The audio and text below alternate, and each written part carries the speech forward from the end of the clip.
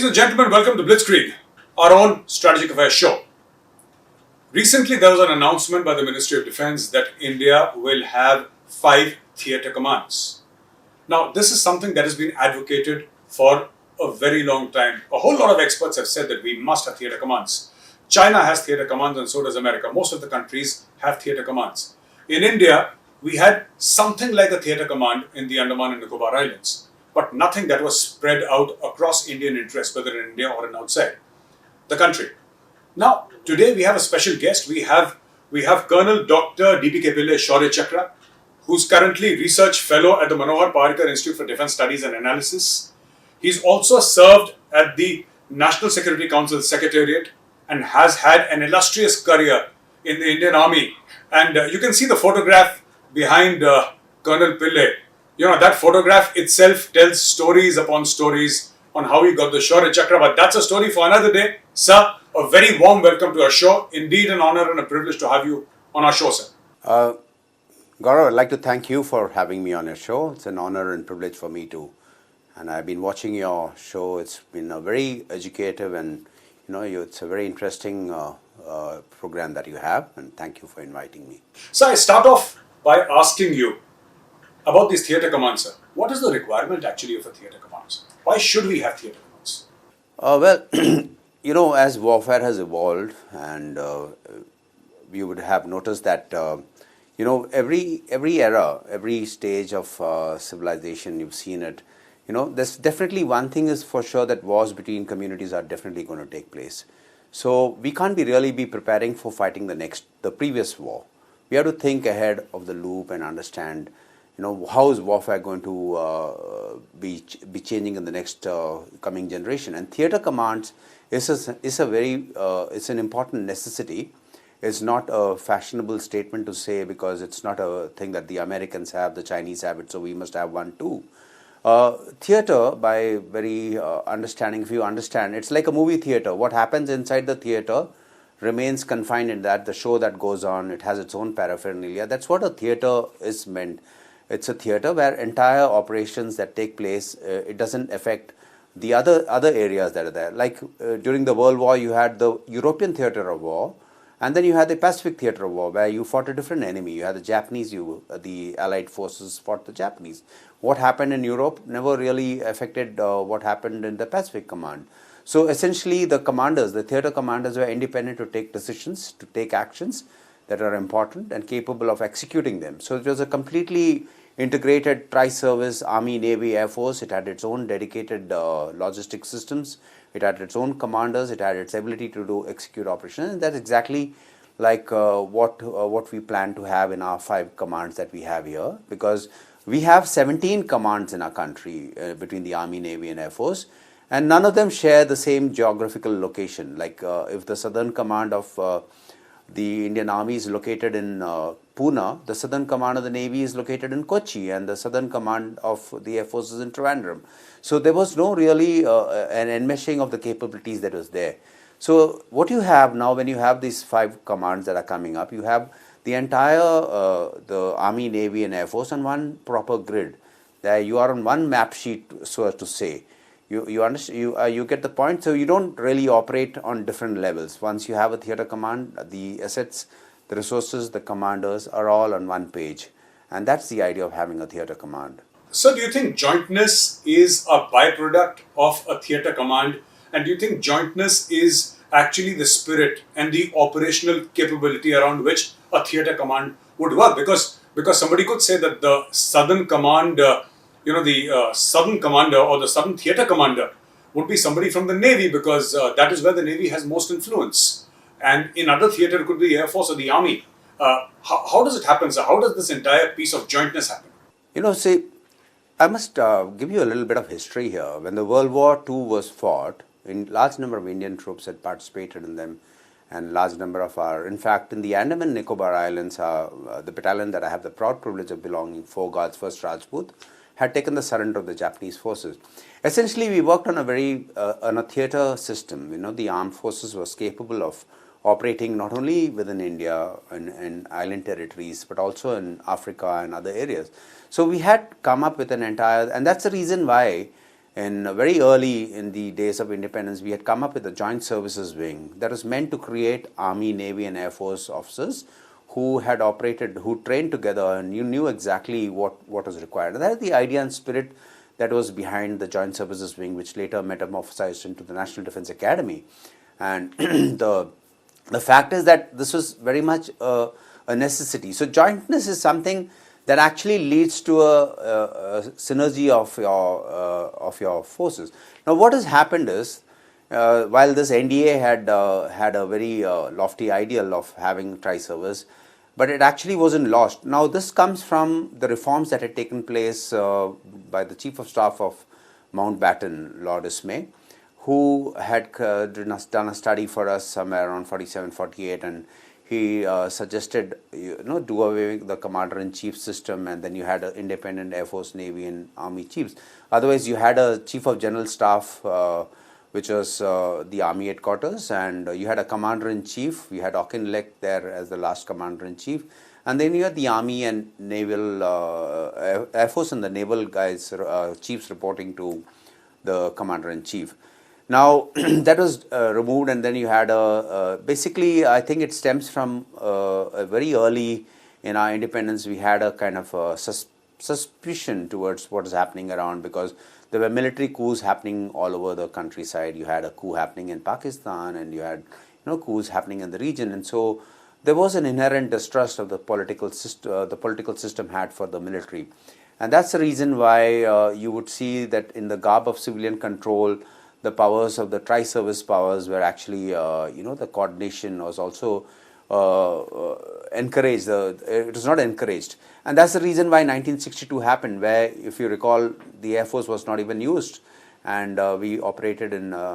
and the lessons of 62, the setting up the committees that came up later, General Thorat was on it, and the suggestion that came up actually led to a good performance in 65, and the epitome of that performance was seen in 1971, when the Army, Navy, and Air Force jointly carried out operations in Bangladesh and the western sector also, where the Navy carried out its operations in Karachi, and it epitomized the jointness at the highest level. And then it is not until 1999 that another committee actually came up under Arun Singh, who was one of the 4 task forces that was set up. One of the task force was on the management of defense, and that was headed by Arun Singh. And Arun Singh had suggested that the creation of a Chief of Defence Staff and the associated structures that was there. Now, the armed forces had created the Integrated Defence Staff, which had come up, and it was meant to have cross-staffing between the MOD and the civilian and the military personnel. But unfortunately, the synergy that had to be created between the MOD and the CDS was not created. So you had an IDS, which was essentially another onion peel in the entire layer. So it really didn't achieve the synergy that was required. What happened was the training academies were joined together in a manner, and they tried to, but it was also not achieved in the manner it should have been, like the Staff College, the National Defence Academy, and others, and they were supposed to be all trained together. What happens is if you don't have jointness, you replicate the same functions, like you have the same training going on at multiple places. Like I said, there are training commands of the Air Force in Bangalore, there's the Army Training Command in Simla, and various other things. So you replicate the same things that are happening. You have multiple assets, you have multiple resources, you have multiple staff deployed on that. Now, I think one of the key things, like what had envisaged in the National Defence Academy setting up as Joint Services Wing, as a fallout of the World War II lessons, is that people should actually cross-staff and cross-train within the armed forces, so that you really don't have those tribal loyalties towards your parent service. You see your operational responsibility, and you are able to execute and think as the armed forces. And that is where the jointness really would actually be required, where you stop seeing yourself, oh, this is the army intensive thing, or you distribute your vacancies as per your numbers. I think what is required is to get an entirely operational oriented thing, and that comes from cross-staffing and early on cross-posting people, having training together. Air defense, the Air Force also has the same air defense, and the Army also has its own air defense.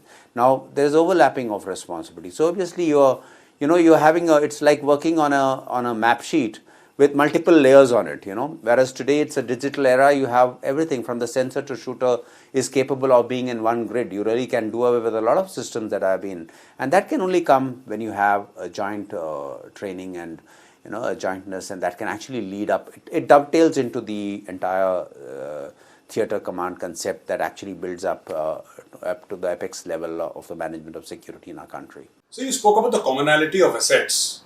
You said that we have similar assets in the Air Force, Navy, and Army, and you also spoke about where the the Southern Army Command, the Southern Naval Command, and Southern Air Force Command. All these things. Do you also think there is also a possible commonality as far as the capital asset acquisition is required? Like, for example, helicopters. So the Army requires helicopters, the Navy and the Air Force. Maybe at some level they would require different helicopters, but they would also require similar helicopters. So I'm just talking about economies of scale here. Maybe the three of them could get together and bid for certain helicopters and make the entire equipment cheaper, and this could go down the line for thousands of pieces of equipment, whether they're sourced from abroad or from India. Do you think that's also a remote possibility, sir? Absolutely. We are an amazing country, an armed forces that operates on, on the Warsaw Pact platforms with the NATO country communication system. It's something that it's amazing the way we've actually done this, and it's really a surprise that we've actually won wars with the kind of mishmash that we do. But there was as a concept where you have an interoperability, not only of your spare parts and your other resources and other things, but also of the maintenance that you have. It's important for us to have a commonality of equipment. Also, the buying power when we have similar equipment. You can't really the kind of things that we have in the army. For example, suppose you go in for helicopters or you go in for gun systems. The trial period, like it's ideally from the RFP to the purchase, should actually take 36 months. But the trial takes, because it has to be tried in the high altitude, it has to be tried in the deserts, it has to be tried in various places. So we really have a lot of problems in terms of even executing the thing. And then there's a wish list that is actually made by each services, and it really doesn't dovetail into each other. It's like a jigsaw puzzle, and you're really confused about what fits where. And we are really running to trying to fit each other and mesh. And very fact that, like I would like an ideal situation. I worked in the DG Information Systems, where we had I worked on the handheld PDA for the Indian Armed Forces, where it is it's called the SATI, Situational Awareness and Tactical Handle Interface. Essentially, what it was that if the same grid reference that I gave to my platoon or to my battalion commander was the same map sheet that was there up to the scaled up to the level of the Air Force. So I really didn't have to use different levels of communications to speak. A platoon commander speaking to his battalion commander, and anyone who's on the listening should understand he's on the same map sheet. You shouldn't have had different kind of map sheets, and that is where this this commonality of equipment, having commonality of communication systems, even in you have the same system that can actually be stovepiped into a bigger thing. Now you have a radio system that actually communicates in a different manner. Then you have, so that these are a lot of things that I really think the key to our future is not only firstly identifying our common resources and utilizing them in that manner, and that can come when you have theater specific acquisitions. And second is also to create an indigenous defense base, because no country has become a superpower on borrowed arms. I think first and foremost, while we create, instead of the army going for guns that can operate in high altitude, to deserts, to island territories, or helicopters that can operate at, you had that case about the thing, they increased the ceiling height because it had to operate at a particular level, and then it was a VIP helicopter. So it really didn't have to. So if you look at it, if we have those kind of systems in place where you have common acquisitions, common maintenance, common, and you have a better negotiating power. And we must learn from the corporate sector and this, how they actually do this in terms of scale and economies of scales. One thing you spoke about acquisitions quite passionately, and you said about no country becomes a superpower on borrowed arms or imported arms. Sir, I'd also like to speak to you for a bit, sir, and I would request you for a short answer, because I have a longish question coming up, sir, which will take up much of our time here, about the GSQRs. So now the GSQRs, for example, some of the GSQRs, to my own mind, sir, with my limited knowledge, some of them are impossible to meet. And I wonder who makes these GSQRs, sir, and for what reason? Because, like for example, they'll give something which is not available in the market at all, sir. And we don't have that kind of R&D in India yet, as far as weapons and ammunition are concerned. Most of them are with the Ordnance Factory Board, and we all know what that is, sir. So, do you think this commonality, this interoperability, this jointness, this theatre command should also positively impact GSQR, sir? Even for, let us say, a rifle, sir. Forget about bigger things, small little things like the rifle, sir. Do you think it will have a positive impact, sir? I've been part of this since I was in the Ministry of Defense as a planning officer, then I was in the National Security Council. I was part of the committee headed by Dr. Ravindra Gupta for modernization of self-reliance in defense. And I realized that everyone passes the buck on to the people who prepare the GSQR. Now, it's very much like, if the argument that we hear now that the pension burden is too high or the salary bill is so high. The army is not fighting, the armed forces are not fighting its own wars, it's fighting the wars on behalf of the country. So what you must remember is that GSQR, like there is an officer posted, officers who come into the Weapons Equipment Directorate of the Army, Navy and Air Force, they're ones who actually prepare that. They actually foresee. Now you don't have a guidance about what is your role going to be in the next 10 years. So I think it's like, and then the structures that we currently have in the Ministry of Defense, the DRDO and the DDP, these are all designed for failing because an SA to an RM should not actually be reporting to Raksha Mantri, the head of the DRDO secretary. He should be ideally reporting to the tri-services because they are the ones who are the users. Now you have DRDO going and making Seabuckthorn juices and you heard the story about them making sanitizers and things like that, which is a waste of resource. These guys should be devoted and focused on making cutting edge and in hand in glove. The synergy should be here to understand, to predict what the future environment will be for the armed forces, that where India will be operating. Why is the onus being put on the armed forces guys, just like the onus is put on the army to cut its budget? The army is not fighting its own, it's not fighting its private wars, it fights on behalf. It's not like the Mansabdari system where you provide 1,000 troops and you're fighting a country and that vision should be there. And then that is where I think this DDP and the DRDO and the armed forces and the private industry has to come hand in glove. Because the private industry is always ahead because they're always understanding what is capable. Like you have our own industries are delivering things which are state of art. And but by shackling them under a DDP and putting them under control, which is unwarranted. And firstly, to get a private entrepreneur wanting to manufacture things, he finds it so difficult to get into South Block. I find it intimidating to enter South Block. Just imagine an entrepreneur who has an idea like today's warfare. Today you sit in California and you carry out hit targets in Libya or in Yemen or in Afghanistan, and that's the kind of technology. And these boys and girls are capable of delivering those things that are there. But you just have an opaque system. So I think first and foremost is that to understand that the GSQR, making the GSQR is not the army's responsibility. It is the country should be able to tell you that this is how we are going to do, and this is our technological base. This is our defense infrastructure, and this is what we need to develop in the future. And this is what we are capable of delivering to you. Why is the onus left on you to cut your defense budget, to decide your weapons and everything? It's not the Mughal army anymore that you get your status according to the number of soldiers that you provide and number of horses you provide. We need to get out from that. We are a nation. We are a beautiful, powerful country with a very sound technological and base. It's a very intelligent.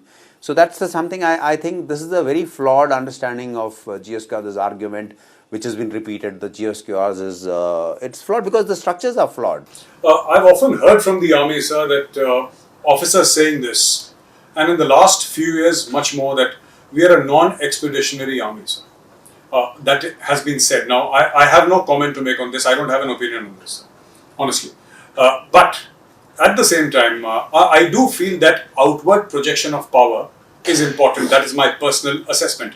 Do you think this entire thing about having the theatre commands in place, 5 of them, sir, it will aid in future in outward projection of power today? Because if we say outward projection of power today, except for an odd Maldives or an Operation Pavan in Sri Lanka, or one or two other exceptions like this, it's mostly through the United Nations, sir.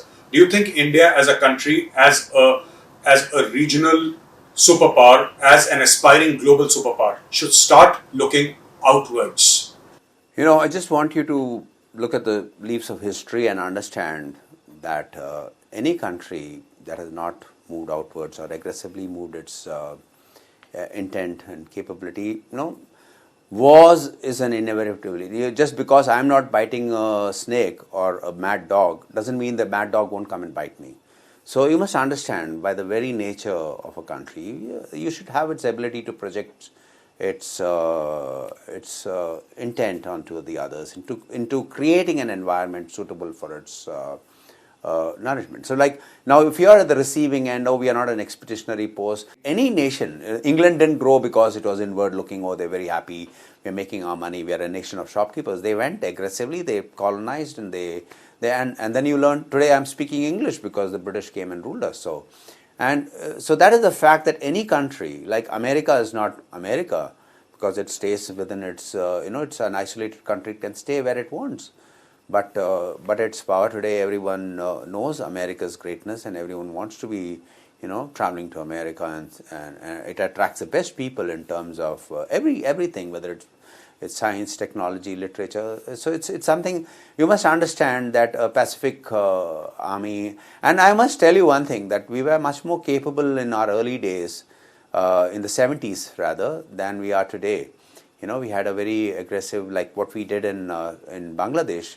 It's something that is unimaginable. We were a very poor country. We were growing at a rate of 2% or 3%, and yet we took on 10 million refugees, and we had the whole world arrayed against us. We had, if you remember, that infamous flight made by Kissinger establishing a link with Peking those days. He flew off from Rawalpindi saying that he's not well, he had a bad belly, and he was missing for 2 days, and he wasn't actually in Peking, and he was telling them to invade India in case they act funny in East Pakistan. And yet we went and took them on, and that is the power. You have a military, you got to use it.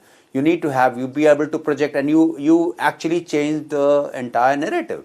You were not at the receiving end. I think this very fundamental thing of militaries are only for ceremonial purposes, and we're not going to use them for any, we don't have an expeditionary thing, is all bunkum. I don't think it really holds, because good intentions have never been respected. So what we must understand is that, while I may not want to be attacking anyone, but I definitely know my ability to change. Now look at what happened, our commercial interests in Maldives at a particular time when, the airport was thrown out and things like that.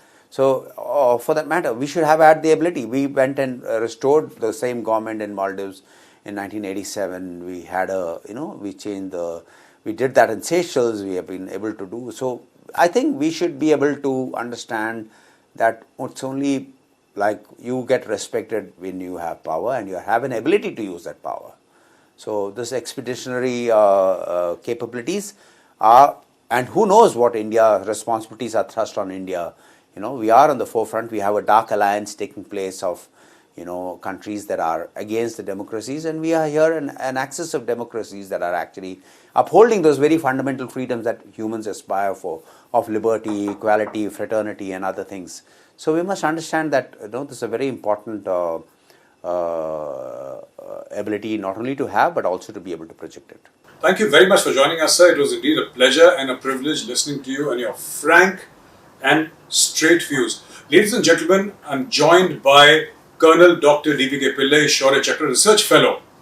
And what he has said is that theatre commands are a welcome step, and also something extremely interesting. He says that good intentions don't get you any results. It's time that India started looking outwards. Thank you for joining us. I'll be back next week with another edition of Blitzkrieg. Till then, from my team and I, Jai Hind.